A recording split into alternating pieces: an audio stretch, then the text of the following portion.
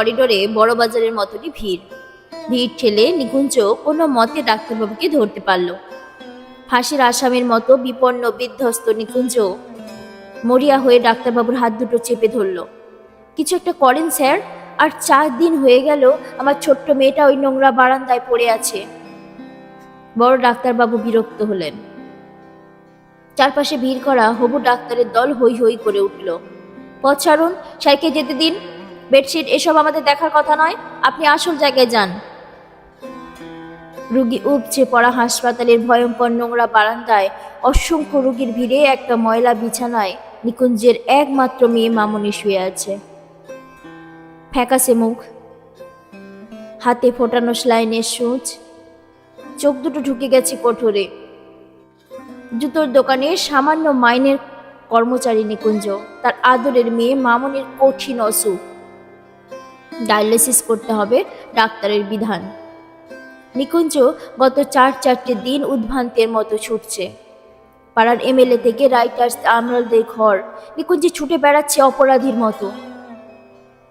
Visiting আওয়ারের বিষণ্ণ বিকেলে 7 দরজার কিপা ভিক্ষা সেরে ক্লান্ত নিকুঞ্জ একটা সস্তার কেক আর দুটো ছোট সন্দেশের কাগজের ঠোঙায় নিয়ে মেয়ের মাথার কাছে এসে বসে। সন্দেশ খাবি মামনি? এনেছি, এই দেখ। যেন কোনো গভীর অতল থেকে ক্ষীণ স্বরে মেয়ে বলে, বাবা আমার ছুটি কবে হবে বাবা? আমি বাড়ি যাব কবে বাবা? এটুকু বলতে বলতে সে ঝিমিয়ে পড়ে।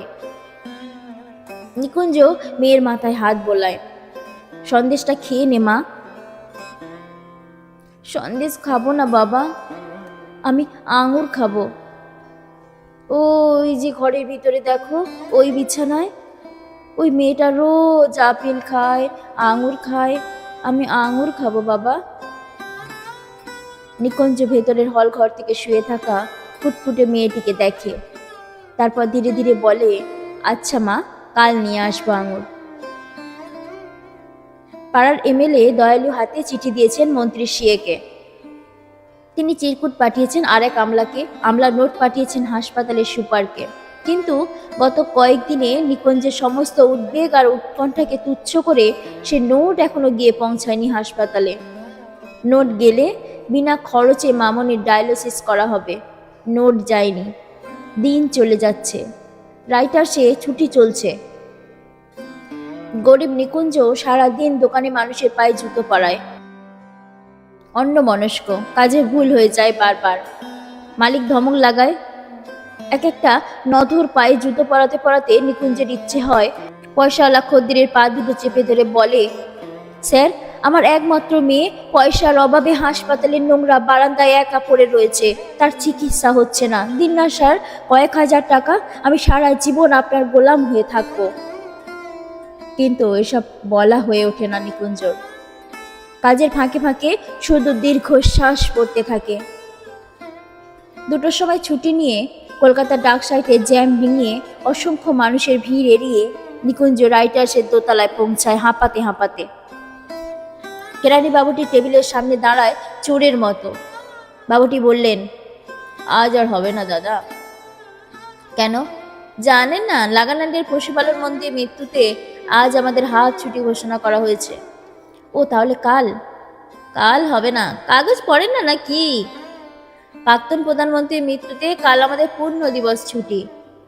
ও তাহলে পরশু? নিকুঞ্জ ব্যস্ত হয়ে ওঠে। পরশু তো শনিবার, তারপর রবিবার। আপনি একেবারে সোমবার আসুন। সোমবার মানে আরো 4টি দিন। নিকুঞ্জকে কেউ যেন ঠেলে ফেলে দেয় অথই সমুদ্রে। তলিয়ে যেতে থাকে নিকুঞ্জ।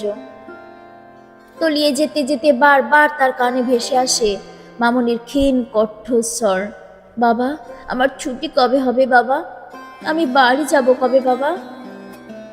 হঠাৎ নিকুঞ্জের মাথায় যেন আগুন জ্বলে ওঠে। দুর্বল অভুক্ত শীর্ণ শরীরে হঠাৎই যেন জেগে ওঠে ভয়ঙ্কর তেজ। রাইটার্সের বারান্দায় দিয়ে ছুটতে থাকে নিকুঞ্জ। ভিড় টপকে দরজা দিয়ে বাইরে এসে ছুটতে থাকে সে। ছুটতে ছুটতে সোজা গিয়ে নিকুঞ্জ ঢোকে ডালহৌসি পাড়ার এক প্রাচীন বন্দুকের দোকানে। আগুন জ্বলছে তখন নিকুঞ্জের মাথায়।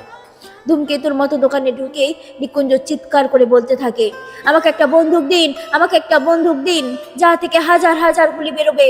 আমি সমস্ত প্রাক্তন নেতা মন্ত্রী কর্তাদের গুলি করে মেরে ফেলবো, সবাইকে একদিনে মেরে ফেলবো। তারপর সারা দেশে একদিনই রাষ্ট্রীয় শোক, একদিনই ছুটি, আর তারপর আমার মামুনির ডায়ালিসিস। দোকানের দারোয়ান ঘাড় ধরে নিকুঞ্জকে বের করে দেয়। নিকুঞ্জ ছুটতে থাকে, ছুটতে ছুটতে হাঁপাতে হাঁপাতে হাসপাতালে। বুকের ভিতর তীব্র উত্তেজনায় হাতুড়ির ঘা, তবু সে ছুটতে থাকে।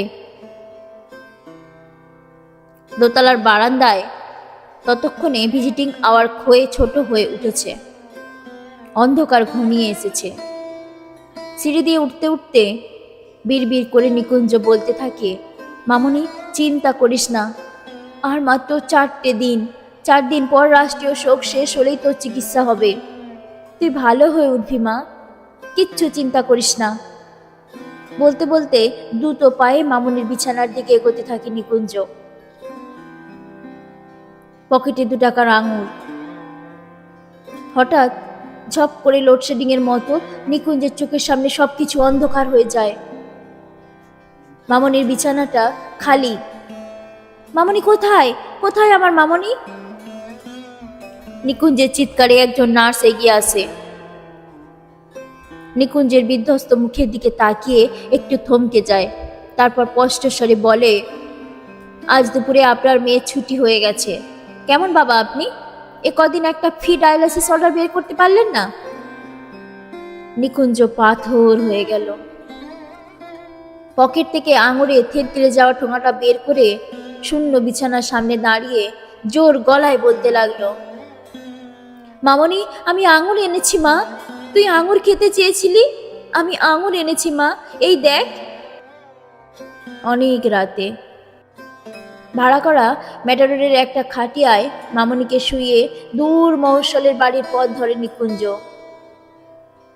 ফেরার পথে ছুটন্ত ম্যাটাডোরের ভ্যানে ঘুমিয়ে পড়া মামনির মাথার পাশে একা নিকুঞ্জ।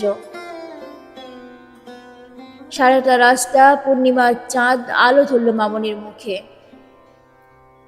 এক আকাশ নক্ষত্র আর তারা আলো বিছিয়ে রাখলো মামনির ঘরে ফেরার পথে।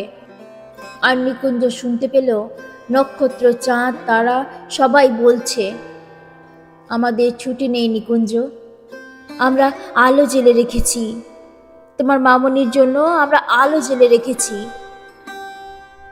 ভোরের আলো তখন সবে ফুটছে।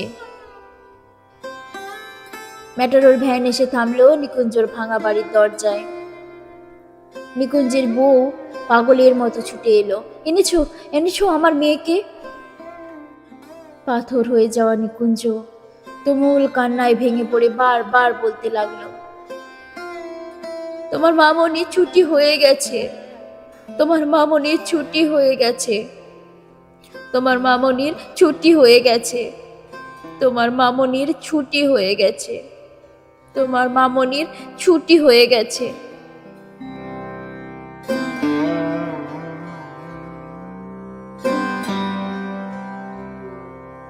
যদি কোনো ভুল ত্রুটি হয়ে থাকে নিজ গুণে মার্জনা করবেন। যদি ভালো লেগে থাকে আমার চ্যানেলটিকে লাইক অ্যান্ড সাবস্ক্রাইব করে পাশে থাকবেন। আপনার মূল্যবান মন্তব্য কমেন্ট বক্সে অবশ্যই জানিয়ে যাবেন। আমার সঙ্গে এতটা সময় থাকার জন্য অসংখ্য ধন্যবাদ।